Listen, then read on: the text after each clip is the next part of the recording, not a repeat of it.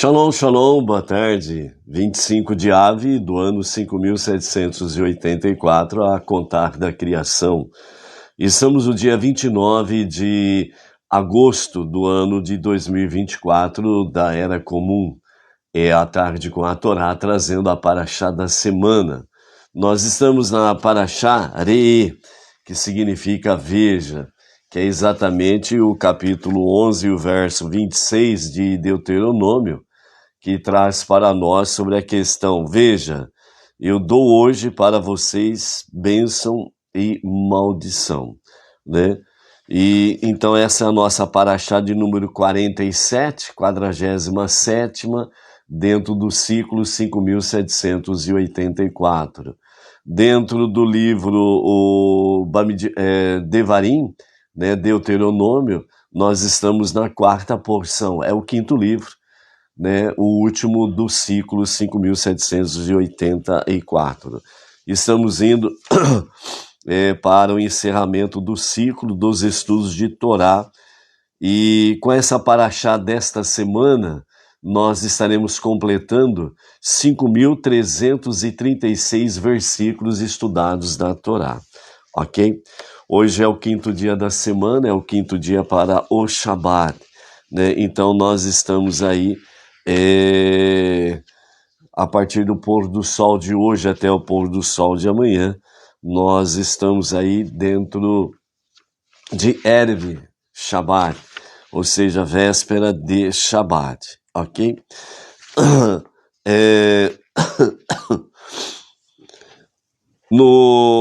Na próxima terça-feira, né, vamos abrir aqui o calendário, o nosso calendário judaico, né? Vão se preparando aí, já fazer uma reserva aí para todos adquirirem o calendário judaico, né, Benei Noach, para o ciclo 5785, né? Esse daqui é o calendário do ano 5784, e a partir de Rosh Hashanah nós estaremos então recebendo através da sinagoga sede, né, a sinagoga Rabá de Brooklyn, São Paulo, né, com a liderança do nosso Rav Yaakov Geranstad, estaremos recebendo aí o novo calendário, né, que estará à disposição daqueles que o desejarem, né? O calendário vai estar girando aí em torno de 20 a 22 reais, provavelmente, né? Lembrando que o ano passado o calendário teve nessa faixa aí, né? Poderá ter um acréscimo sem sombra de dúvidas, tudo depende do serviço da gráfica, ok? Então, vamos nos preparando aí, que é excelente, o calendário traz todas as festas, né? Traz os meses, tudo direitinho, para a gente sempre estar conectado com o calendário judaico para as nossas atividades, ok? Então, nós estamos no dia 29 de agosto, né? E sábado próximo agora nós estaremos no último dia do mês de agosto, dia 31. E a partir de domingo, então, nós iniciamos o mês de setembro. E ao pôr do sol da terça-feira, dia 3 de setembro, nós estaremos adentrando no novo mês, o mês de Elul, ok? Pelo calendário gregoriano, né, a nossa querida Edna faz aniversário dia 4 de setembro, na quarta-feira, né? E pelo calendário judaico, né, a data de aniversário dela, ou data de nascimento, corresponde ao dia 11 de Elul, né? Então, é isso daí. Ela tá falando lá lá do fundo da cozinha lá, maravilha, né? Baruch Hashem. Então é isso daí. Então, ao pôr do sol de terça-feira, nós adentramos no mês de Elul, né? E aí nós estaremos colocando à disposição dos amados, né, algumas coisas principais para serem feitas e observadas no mês de Elul, né? O mês de Elul tem várias atividades para serem feitas. Então, nós vamos compartilhar, né, com os amados a respeito desse folheto, para que as pessoas possam ter uma orientação aí básica do mês de Elul. Entre elas, a partir do primeiro dia de Elul, ou seja, na próxima terça-feira ao pôr do sol, entra o mês de Elul. O calendário judaico é de pôr do sol a pôr do sol, ok? Então, ao pôr do sol de terça-feira, dia 3 de setembro, nós adentramos no mês de Elul. Quando amanhece o dia 4 de setembro, né, até o pôr do sol, é o primeiro dia de Elul. Então, a partir do dia 4, né, de setembro, né, dia 4 de setembro, dia do aniversário da Edna, ok? No serviço da manhã, Shacharit, começa-se a fazer dentro das preces, dentro das preces da manhã, dentro das preces diárias, começa-se a acrescentar 3 salmos diários. Então, a partir de quarta-feira, primeiro dia de Elul, então já começa no finalzinho do serviço da manhã, certo? No Shacharit. Então, acrescenta-se 3 salmos. Obviamente, como vai começar quarta-feira, então os salmos serão 1, 2 e 3. E aí na quinta-feira são outros 3, né? 4, 5, 6, e assim sucessivamente, ok? E esses 3 salmos, né, nós vamos ler o livro de Salmos completo, certo? Que vai findar-se, né, no final de Yom Kippur. Então, são 3 salmos diários. Você não pode acrescentar um a mais, nenhum a menos diminuir. São 3 salmos diários, ok? Então, fica conectado com isso daí. Por exemplo, a pessoa ela perdeu de fazer os 3 salmos no dia. Aí no dia seguinte ela fala assim, bom, eu vou compensar que eu não fiz ontem, vou fazer hoje. Então a ordem correta é que no dia que você está no seu serviço diário, primeiro você vai fazer, de fato, os 3 salmos do dia. E aí depois você faz os 3 salmos que ficou atrasado. Mas respeitando a ordem do dia, faz primeiro os salmos do dia. Depois faz os salmos que deixou de se fazer no dia anterior, ok? Então essa questão dos salmos, ele vai até o final de Yom Kippur, no dia a dia, ok? A Di Machado está perguntando, né? Elul é o mês de Teshuvá? Sim, é o mês de Teshuvá de forma ainda mais concentrado, né?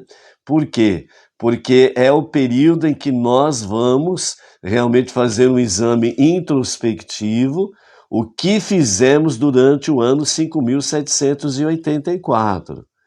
Já é uma preparação, não somente para Rosh Hashanah, o início do novo ano, 5.785, mas já serve como preparação para Yom Kippur, o dia do perdão.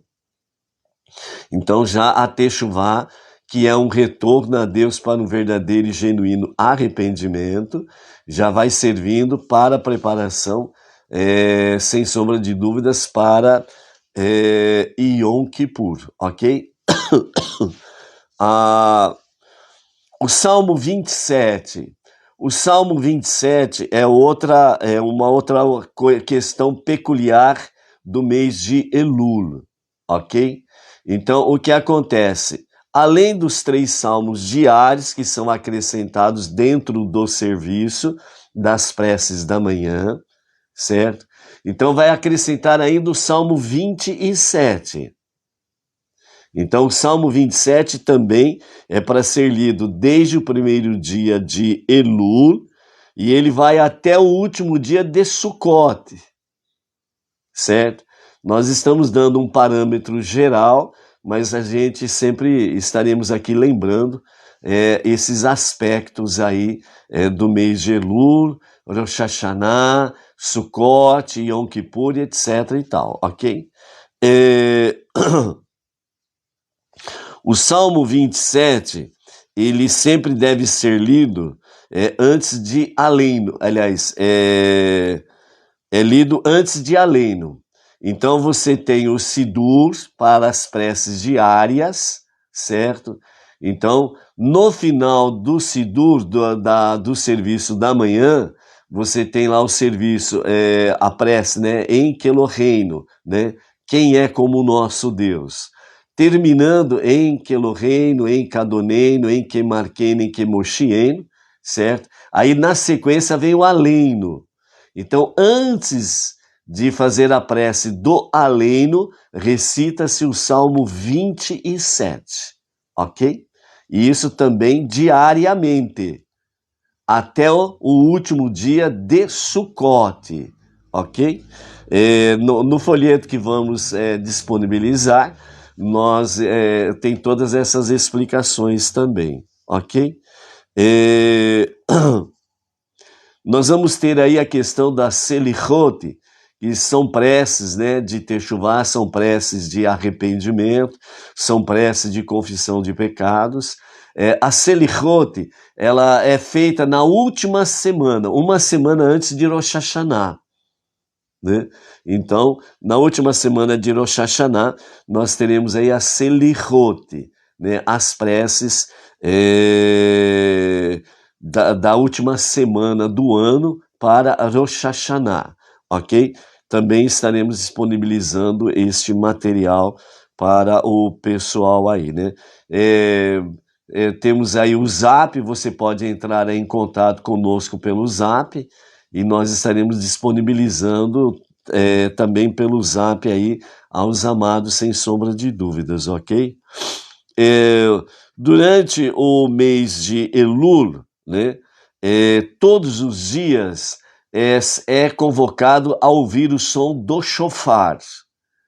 Então, todos os dias de Elul, o shofar é tocado, com exceção do Shabat.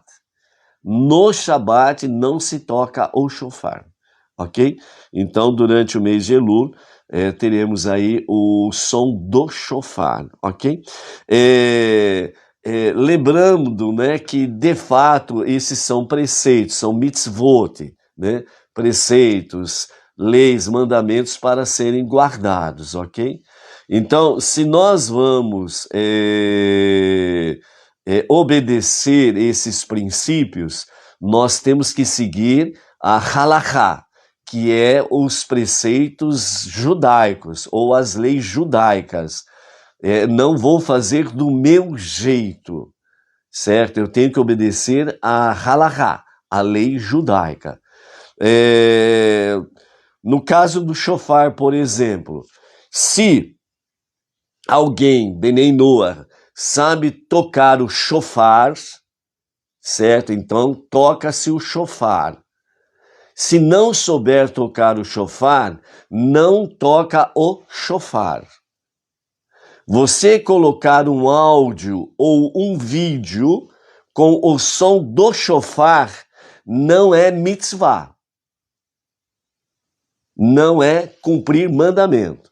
O cumprir a mitzvah de ouvir o shofar é ao vivo e a cores, seja pelas lives, pelos shiurim, né, os estudos, certo? Ou na congregação, ou na comunidade Benei Noah, ou na sinagoga Benei Noah, ouvindo ao vivo e a cores, certo? Então, de forma virtual, pode-se ouvir quando está se tocando ao vivo. Então, alguém está fazendo uma live, alguém sabe tocar o shofar, então toca-se o shofar. Então, aí você e eu estaremos cumprindo, de fato, a mitzvah de ouvir o shofar, o som do shofar, ok? Então colocar áudio gravado, né, vídeo gravado, para ouvir o shofar é apenas uma questão de ver uma beleza, porque de fato é uma beleza ouvir o som do shofar, mas não se cumpre mitzvah dessa forma, ok? Então, eu vou estar assistindo um vídeo ou ouvindo um áudio com toque de shofar. Você pode até fazer, mas você não está cumprindo uma mitzvah, ok? Então essa é a questão aí. A partir do primeiro dia de Elul, né? Ou seja, a partir do pôr do sol da próxima terça-feira, uma das recomendações dos nossos sábios é exatamente aumentar a tzedakah. Aumentar a tzedakah. E sobre a tzedakah, nós vamos falar no nosso shiur de hoje, né? Como ficar rico, certo? E está conectado exatamente com a tzedakah. Então, a tzedakah, a partir de 1º de Elul, intensifica-se realmente a tzedakah. Então, aí, de acordo com a possibilidade de cada um, aí às vezes você fala assim, puxa vida,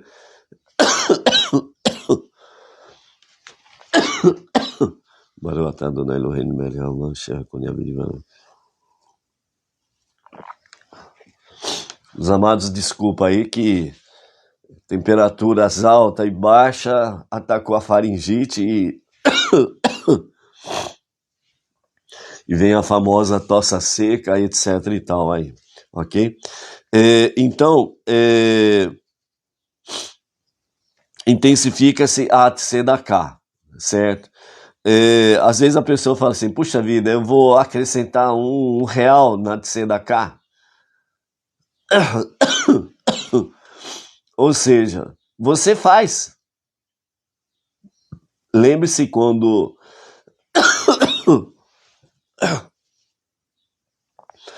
Lembra-se que Salomão disse que o pouco com Hashem é muito. E o muito sem Hashem é nada. Entendeu? Então faça segundo o propósito do seu coração, das suas possibilidades, né? Com amor à causa de Hashem, sem sombras de dúvidas. Na última semana do ano, que nós vamos fazer a Selichot, que são as preces específicas da última semana,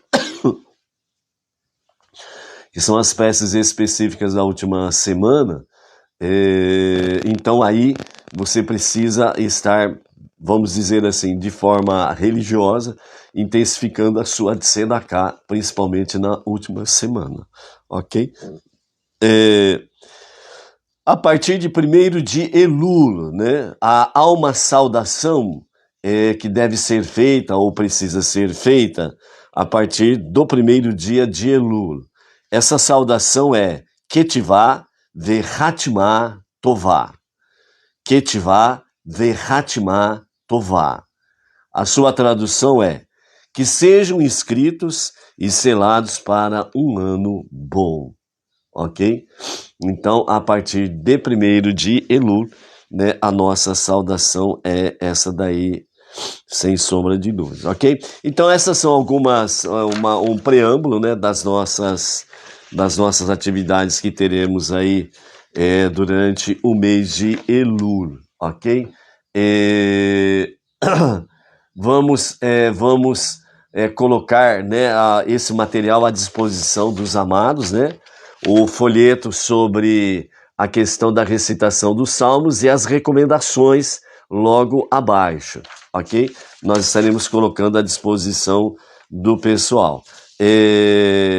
Nós vamos colocar nos canais Bnei Noach, né? Nem todos estão nos canais Bnei Noach, então, por gentileza, entre em contato conosco, né, de forma aí no particular, para que a gente não deixe ninguém para trás, ok?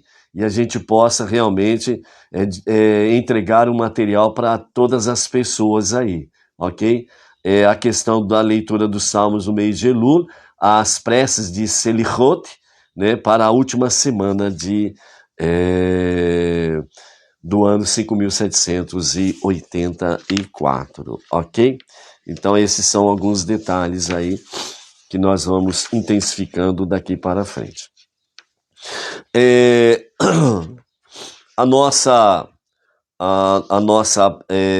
O nosso estilo de hoje, né? Nós temos aí algumas coisas para estarmos conectando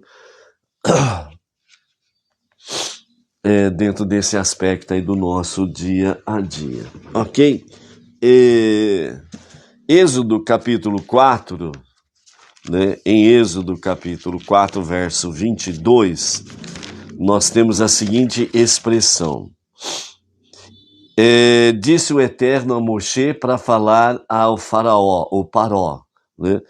O Paró é o nome original, né, da pronúncia com referência a ele, né? O ditador, o rei do Egito, Paró, né? Mas popularmente ficou conhecido como Faraó e permanece até os dias de hoje. Então, o Eterno disse a Moshe para dizer ao Paró: assim diz o Eterno, Israel, o povo judeu, é meu filho, meu primogênito. E então nós temos aqui no Êxodo capítulo 4, verso 22, o Eterno falando de forma bem clara quem é o seu filho primogênito, certo?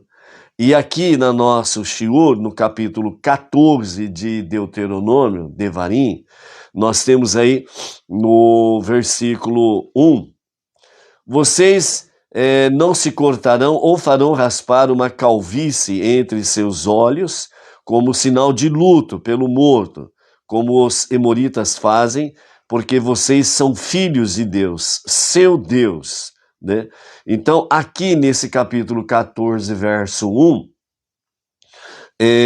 a santidade do povo judeu, ela está fazendo referência exatamente a Êxodo capítulo 4, verso 22, onde diz o Eterno de Israel, né?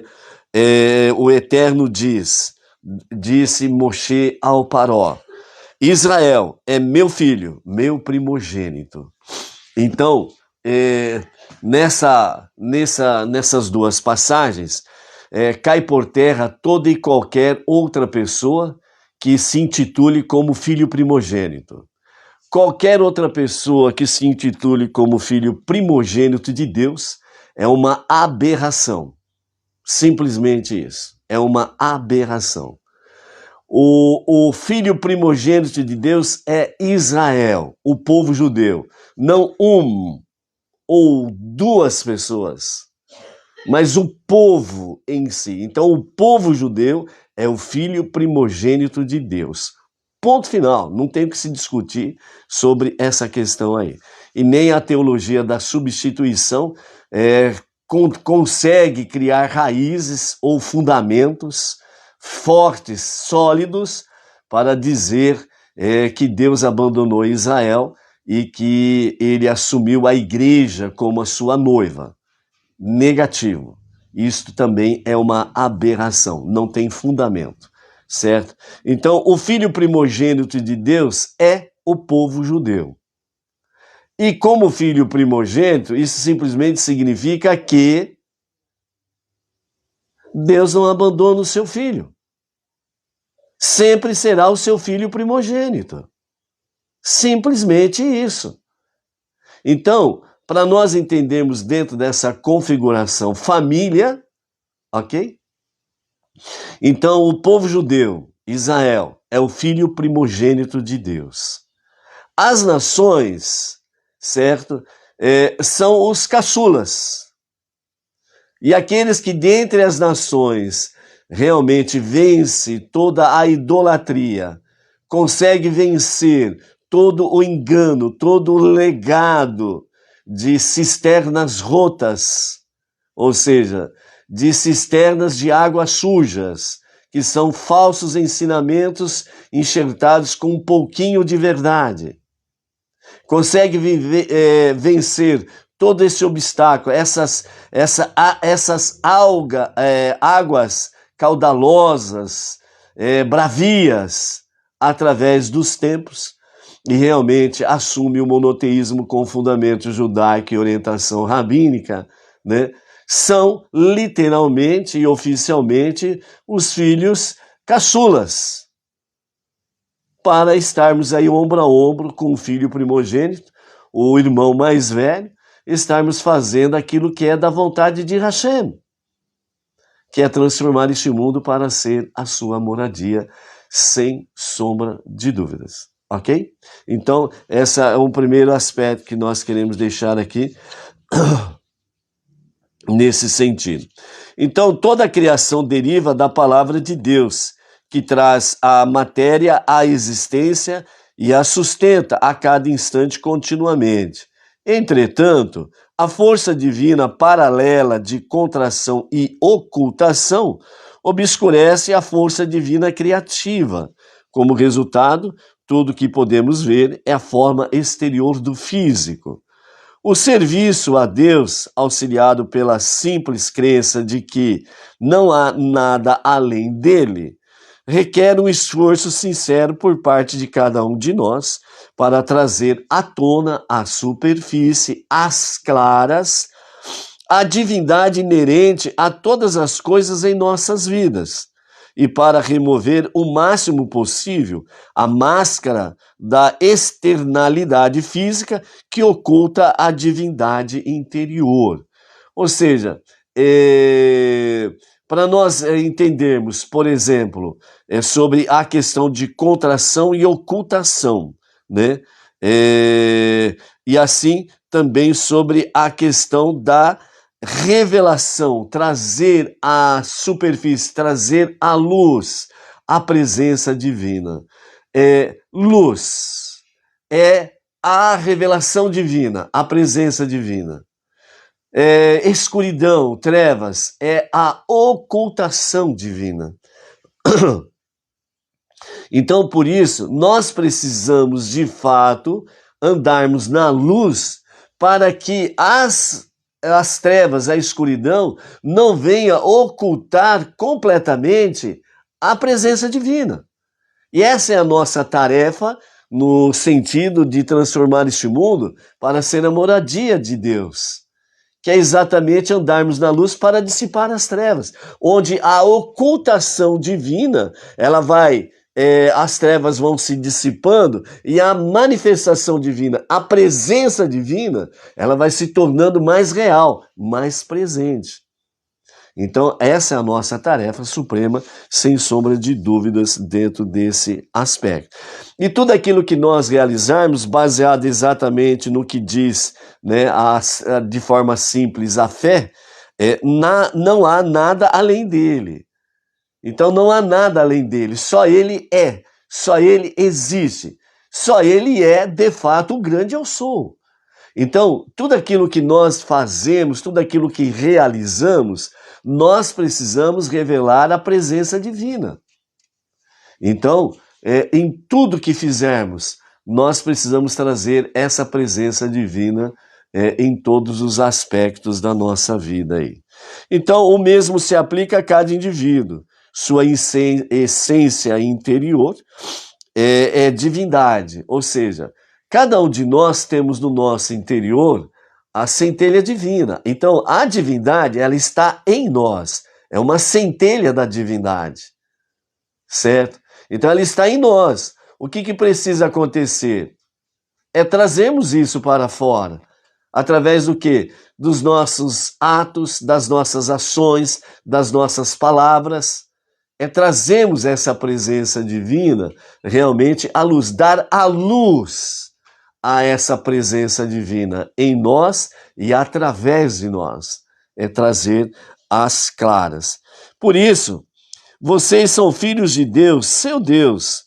Está explicado no Tânia, no capítulo 21, que assim como um filho provém da mente de seu pai, assim também a alma de cada um deriva do pensamento e da sabedoria do Todo-Poderoso, que é sinônimo de sua essência, pois ele é sua sabedoria, pois ele e sua sabedoria são um. O ser essencial de todo e cada judeu é divindade. partindo desse ponto em que o povo judeu é o filho primogênito de Deus, e ele não tem outro filho primogênito.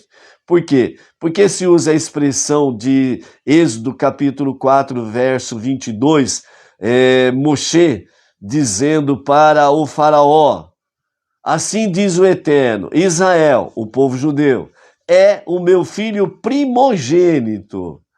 Então significa aquilo que a própria, a nossa própria ordem natural comprova. O primeiro filho que o homem tem é o seu filho primogênito. Não tem como mudar isso. Não tem como ter dois filhos primogênitos.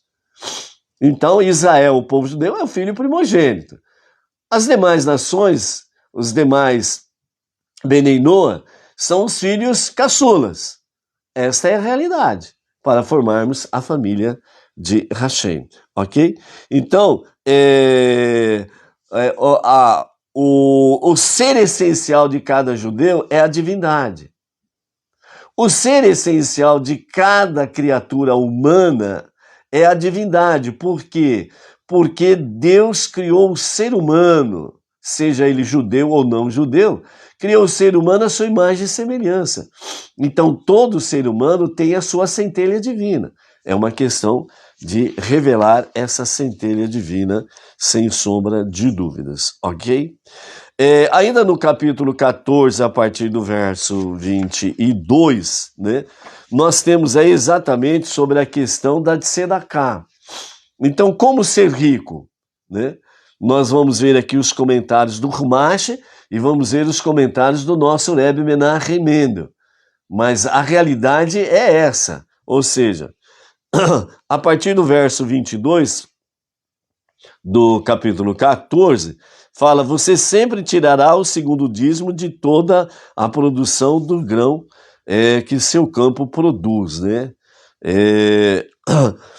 Então, os nossos comentaristas falam: eis a promessa divina, a ser te a ser, certo? Que é o verso 22, que é exatamente a questão de tirar o dízimo. Conforme os nossos sábios dizem, né, o Ta'anit 9a, que ao dar o dízimo e tzedakah, atos de caridade, atos de justiça, a pessoa não apenas não reduzirá o que ela tem, como, pelo contrário, ela aumentará consideravelmente a sua riqueza. E embora as mitzvot em geral, né, incluindo a tzedakah, devam ser cumpridas não visando a recompensa, mas porque Deus, o Criador e Mestre, visando a recompensa do mundo, as ordenou, no entanto. Deus assegurou uma generosa recompensa, que é a ser te a ser. Todo aquele que tira o seu dízimo, tira a sua tzedakah, ele é a ser te a ser, ou seja, uma generosa recompensa. Deus retribui, tanto materialmente quanto espiritualmente. Então, aquele que assim o faz, né, tira o seu dízimo, tira a sua tzedakah, né, ele se torna um titasher,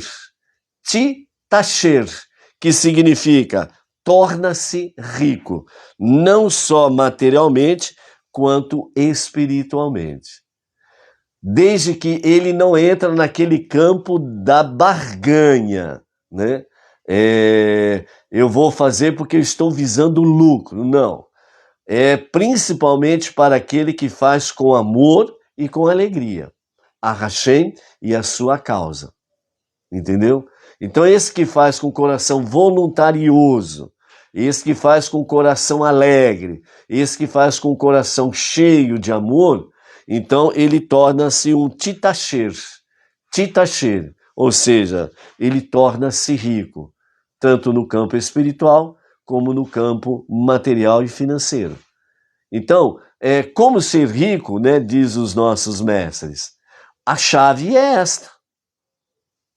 O segredo é esse. E não tem, de forma alguma, uma super fórmula. Não tem uma super fórmula. É uma coisa simples. O nosso Rebbe Menachem Mendel, ele nos fala sobre essa questão, dizendo assim, a orientação de doar a 10ª parte de nossos rendimentos para o dízimo, a tzedakah, os sábios do Talmud observam que a semelhança entre as palavras hebraicas para dar o dízimo, que é taser,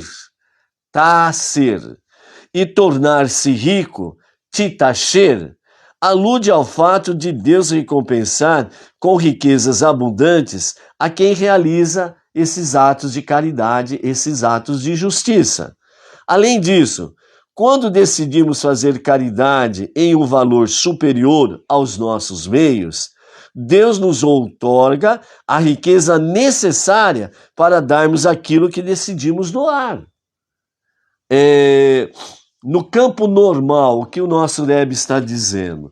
Você tem os seus ganhos, você tem o seu soldo, você tem os seus lucros, etc, etc, etc. Aí, você vai tirar o dízimo, certo? A sua tzedakah do líquido. Por que do líquido? Porque você recebe os seus provimentos, você tem os seus gastos, né? Que vem ali, forma simples de entender, né? Que são gastos padronizados, que vem descontado ali na folha de pagamento e companhia limitada, né? E aí o líquido que fica é onde você vai tirar, então, o seu dízimo e fazer a sua tzedakah. No nível normal, a bênção do Eterno é a mesma. Ele faz com que a pessoa seja rica, tanto materialmente como espiritualmente, para que não lhe falte os recursos necessários para continuar realmente a fazer o seu dízimo, a sua tzedakah. Se porventura essa pessoa, não pela emoção, certo? Mas pela razão, né, de uma reflexão muito bem feita, e ela realmente, com amor, com alegria, com espírito voluntarioso, né? Ela fala assim, ó, por exemplo, eu todo mês tenho condições de tirar o meu dízimo, a minha tzedakah, R$100 para cada um. Para o dízimo, R$100 para a tzedakah. Mas eu não quero mais fazer isso, ó Eterno. Eu quero tirar 200 e 200. E você sabe que você não tem como fazer. Então, você vai rogar exatamente a Hashem para que ele te dê as condições de você o fazer. E ele vai lhe dar a riqueza necessária para que você possa fazer essa mudança de plano que você está se propondo a fazer. E ele vai honrar realmente o seu bitachon, a sua confiança que ele é o provedor e doador de todas as coisas, para que você possa fazer mais do que você tem feito até então. Ele vai te dar essas condições materiais e financeiras para você poder realizar realmente esse propósito que você está propondo a fazer com amor e com alegria, com espírito voluntarioso. Então, é isso que o nosso Rebbe está dizendo. E é exatamente dentro desse campo em que realmente o nosso Rebbe e os nossos sábios falam como se tornar rico, certo? É um desafio, mas nós não podemos esquecer, nós não podemos fazer barganhas com Deus. Eu vou fazer e o Senhor vai me dar. Não é assim. Nós precisamos fazer realmente de forma consciente, razão, intelecto, com confiança, com amor e com alegria, com espírito voluntarioso. E ele estará honrando, sem sombra de dúvidas, essa questão aí, certo? Vai multiplicar materialmente e espiritualmente os seus proventos. Aquele que faz tentando, né, fazer uma barganha com o Eterno, mas ele faz. E aí? Então Deus não vai repor aquela perda? Sim, Deus vai repor. Mas ele sempre vai estar com seus recursos limitados, porque ele não está fazendo com amor e com alegria, entendeu? Então fica limitado a bênção aí, ok? Então, amados,